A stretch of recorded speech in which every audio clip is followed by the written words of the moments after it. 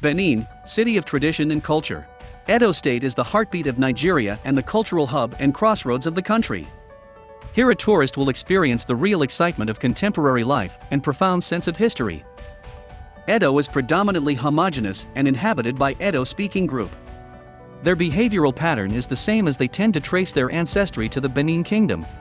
Edo language and are widely spread. There are also the Ishan-speaking people, as well as the Estakos, the Owans and Akoko Edos. Edo State, being the bastion and citadel of culture in Nigeria, is the custodian of important historical artifacts: bronze, brass, woodwork and terracotta. Most of the bronze and ivory pieces were looted during the British expedition of 1897. There are art workshops and galleries located in Benin City. The most important art center in the state is the Benin Museum, hosting a collection of ancient, modern, and some contemporary arts of Benin and some other cultures in Nigeria. Arts and crafts. It is true that since the earliest periods of man's civilization, professional guilds, or societies instituted for the various arts and artists, were accorded royal patronage. The Guild of Wood Carvers and that of Bronze Casters are still operating at Igbosamwan and Ishan streets in Benin City. Ishan/Bronze Casters.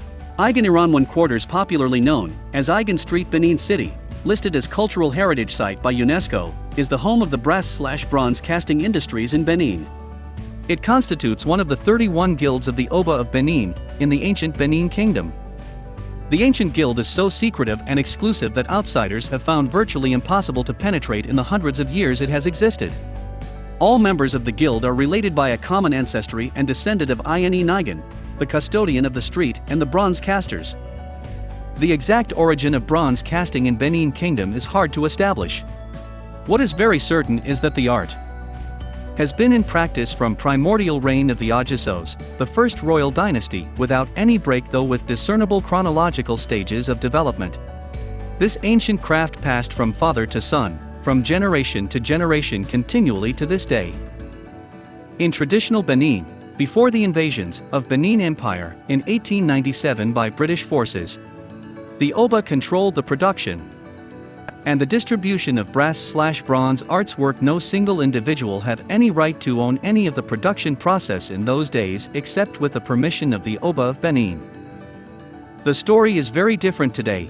Visitors are free to admire, witness bronze casting from the various stages, purchase any piece of their choice without let or hindrance. This is probably one of the most patronized tourist attractions in Benin Kingdom/Edo State. The Oba's Palace.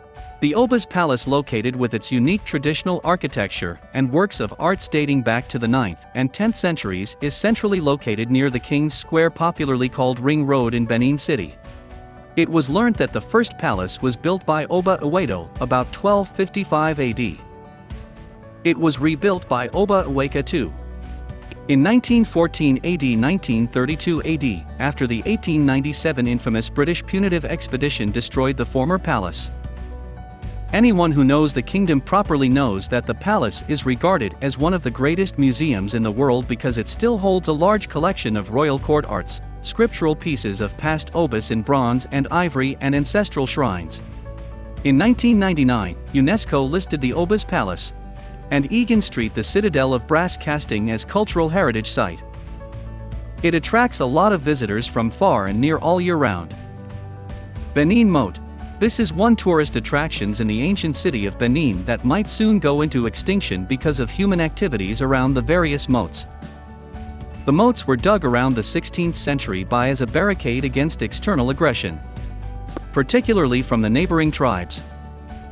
Oba Aguila, about 1280 to 1295, was reported to have dug the first and second moats to fortify the city from invaders.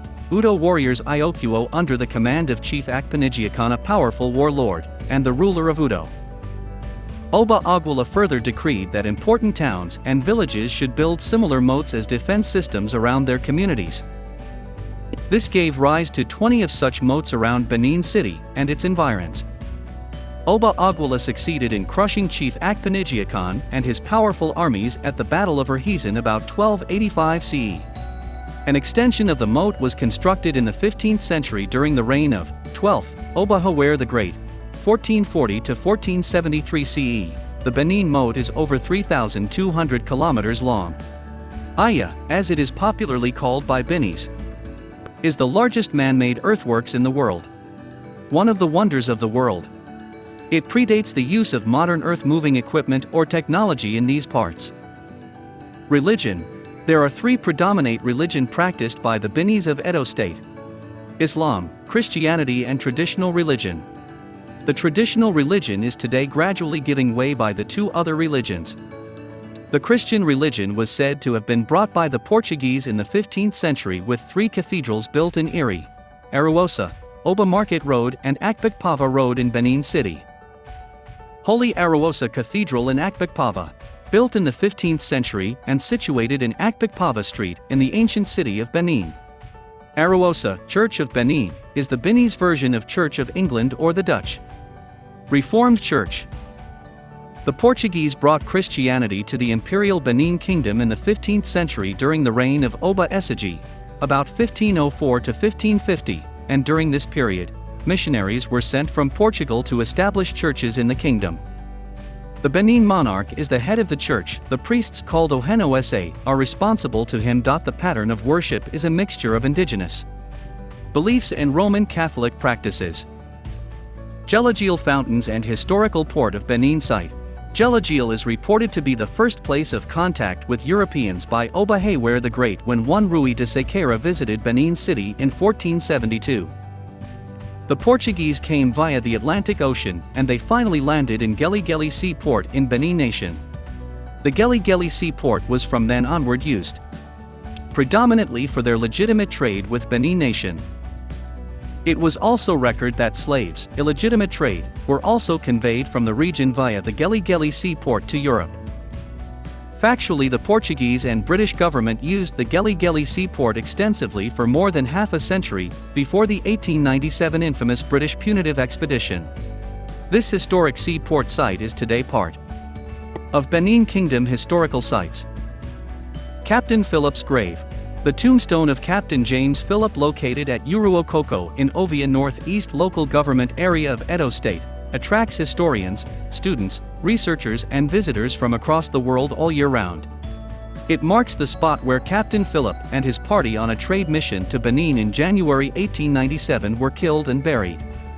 The event is generally referred to as the Benin Massacre, which led to the invasion of Benin, and the eventual deportation of Oba Ovan Ramwan to Calabar, where he died in 1914 after 16 years of British captivity.